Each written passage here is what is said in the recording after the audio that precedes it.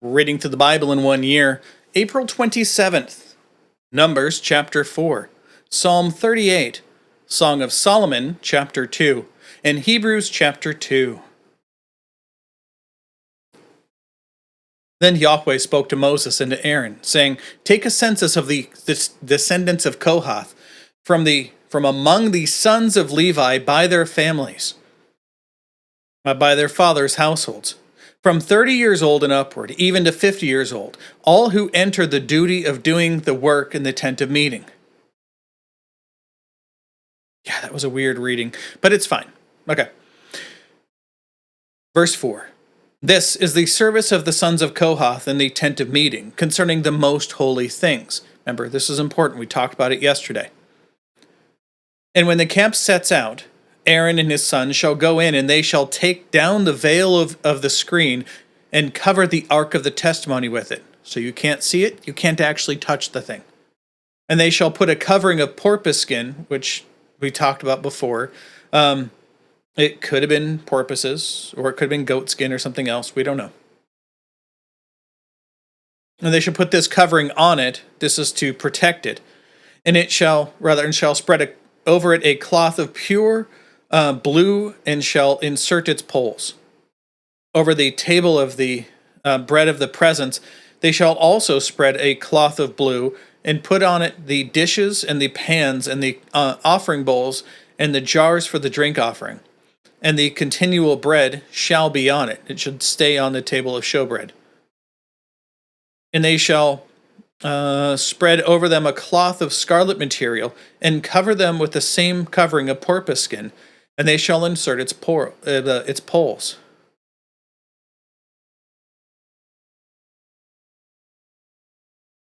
Yep. And they shall take a blue cloth and cover the lampstand for the light, along with its lamps and its tongs and its trays and all its oil vessels, by which they minister in connection to it.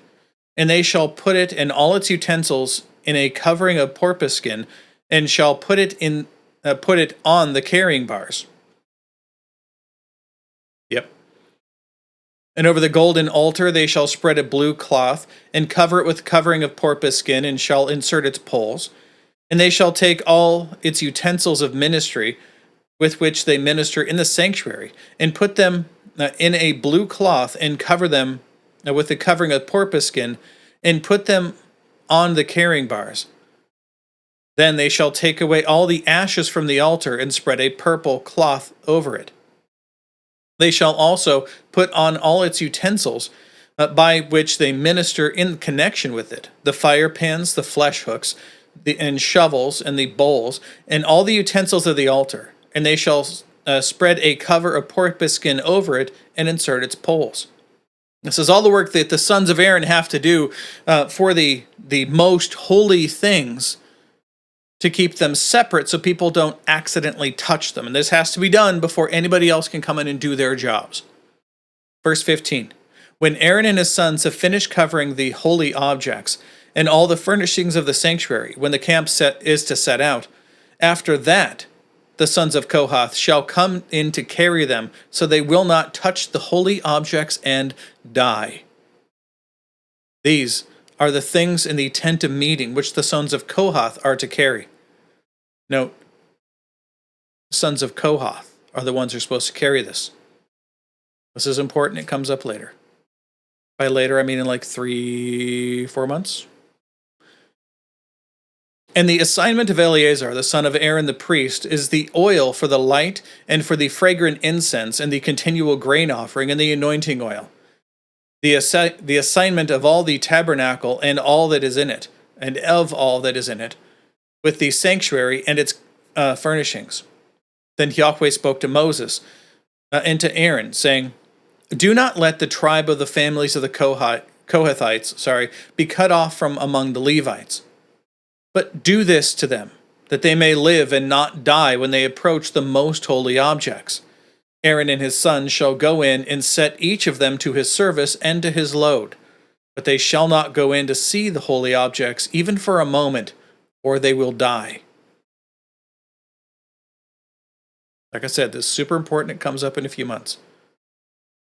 Then Yahweh spoke to Moses, saying, Take a census of the sons of Gershon, also, by their fathers' households, by their families, from 30 years old and upward to 50 years old.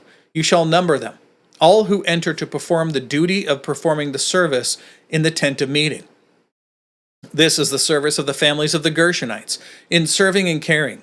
They shall carry the curtains of the tabernacle and the tent of meeting with its covering, and the covering of porpoise skin that is on top of it, and the screen of the doorway of the tent of meeting, and the hangings of the court, and the screen for the doorway of the gate of the courtyard, which is around the tabernacle and the altar, and their cords and all their equipment for their service, and all that is to be done, they shall perform. All the service of the sons of the Gershonites, in all their loads and in all their service, shall be performed at the command of Aaron and his sons, and you shall assign to them as a responsibility all their loads. This is the service of the families of the sons of the Gershonites in the tent of meeting, and their responsibilities shall be under the direction of Ithamar, the son of Aaron the priest.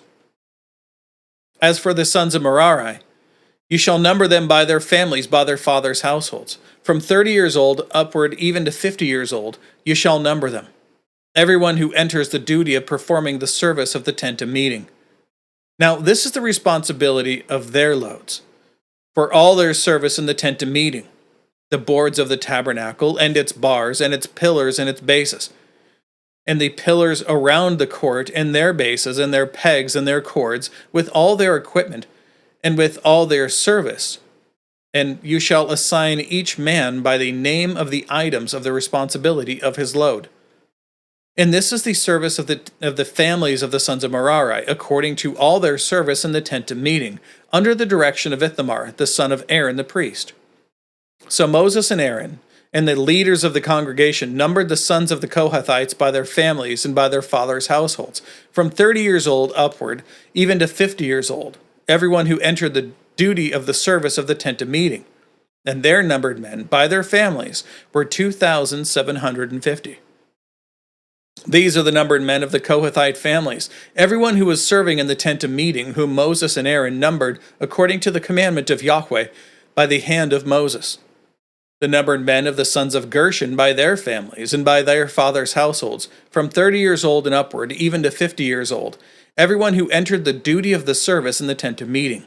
Their numbered men by their families, by their fathers' households, were 2,630. These are the numbered men of the families of the sons of Gershon, everyone who was serving in the tent of meeting, whom Moses and Aaron numbered according to the commandment of Yahweh.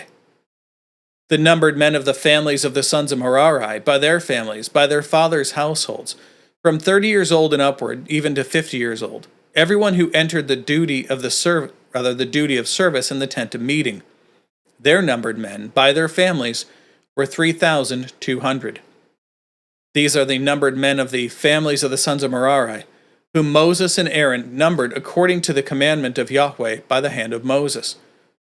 All the numbered men of the Levites, whom Moses and Aaron and the leaders of Israel numbered, by their families and by their fathers' households, from 30 years old even up to 50 years old, everyone who could enter to perform the work of service and the service of carrying in the tent of meeting.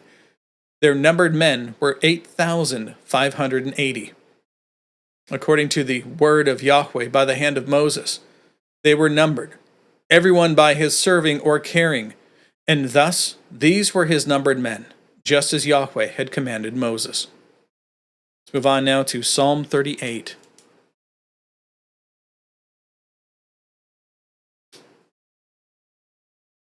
O Yahweh, reprove me not in your wrath, and discipline me not in your burning anger. For your arrows have pressed deep into me, and your hand has pressed down on me, or down upon me. There is no soundness in my flesh because of your indignation. There is no health in my bones because of my sin. For my iniquities go over my head. As a heavy burden, they weigh too much for me. My wounds stink and rot because of my folly. I am bent over and greatly bowed down. I go mourning all day long, for my loins are filled with burning, and there is no soundness in my flesh. I am faint and badly crushed. I groan because of the agitation of my heart. Lord, all my desire is before you, and my sighing is not hidden from you. My heart throbs, my strength forsakes me, and the light of my eyes, even that has gone from me. My loved ones and my friends stand aloof from my plague, and my kinsmen stand afar off. Those who search for my life lay snares for me, and those who seek to do me evil have threatened destruction. And they meditate on deception all day long. But I, like a deaf man, do not hear. And I am like a mute man who does not open his mouth. I am like a man who does not hear, and in whose mouth are no reproofs. For I wait on you, O Yahweh. You will answer, O my Lord, O my God. For I said, save, lest they be glad over me, who, when my foot stumbles, magnify themselves against me. For I am ready to fall, and my sorrow is continually before me. For I confess my iniquity. I am full of anxiety because of my sin, but my enemies are vigorous and strong, and those who wrongfully hate me abound. And those who repay evil for good, they accuse me, for I pursue what is good. Do not forsake me, O Yahweh. O my God, do not be far from me. Make haste to help me, O Lord, my salvation. Now, Song of Solomon, or Song of Songs, chapter 2.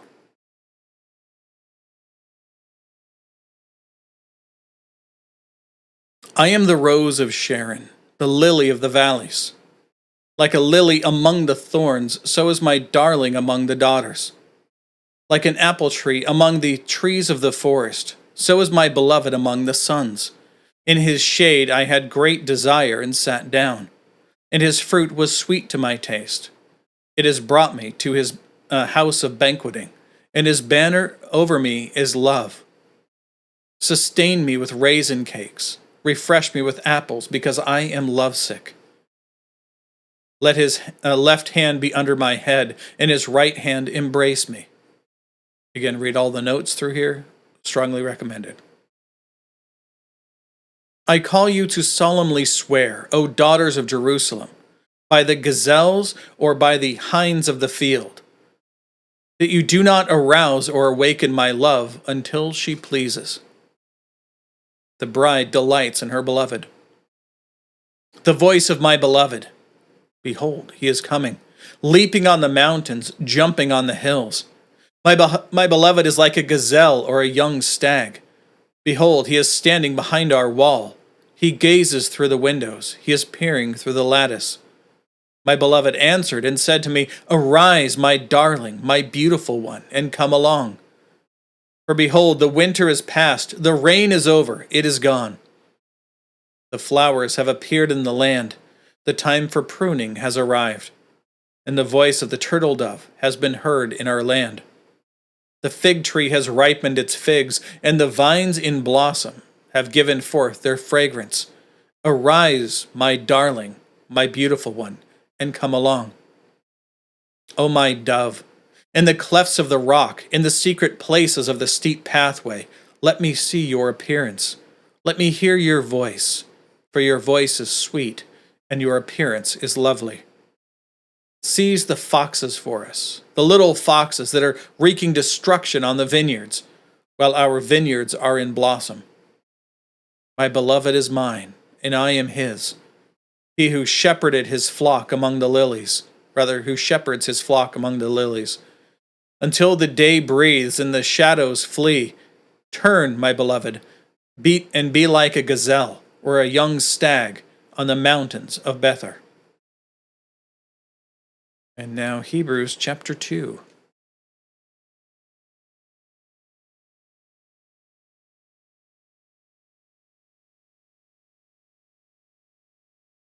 Paul, well, I keep saying Paul. It's not Paul. So far, most of the letters we've had have been Pauline. This is one that, again, people say is Paul. I don't think it's Paul. The author of Hebrews continues.